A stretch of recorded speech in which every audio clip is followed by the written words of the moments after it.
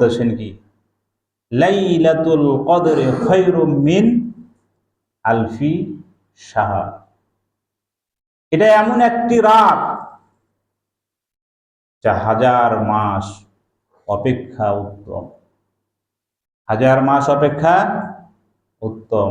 বন্ধুগণ, আরবিতে আলফুন দিয়ে বোঝাতে হলে হাজার মাস নাই, একাধিক হাজার, থাউজেন্ড অ্যান্ড থাউজেন্ড। কত হাজার? আল্লাহ সুবহানাহু ওয়া তাআলাই ভালো জানেন।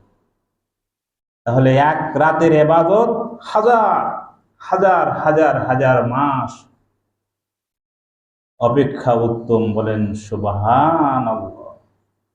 সম্মানিত হাজির, এটা হচ্ছে লাইলাতুল কদরের রাত। এই রাত্রে আল্লাহ সুবহানাহু ওয়া তাআলা উম্মতে মুহাম্মাদীর জন্য একটা বড় নিয়ামত দিয়েছে। কি দিয়েছেন? বড় নিয়ামত দিয়েছে। একটা রাত্রি ইবাদত করবে, হাজার হাজার মাস ইবাদত করার সওয়াব তার আমল নামায় যাবে।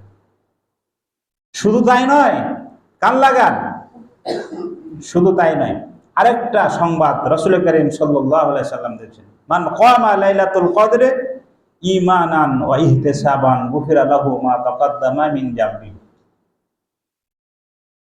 রাসূল করিম সাল্লাল্লাহু আলাইহি সাল্লাম বলেন, লাইলাতুল কদরের রাত্রে, শুনছেন আপনারা?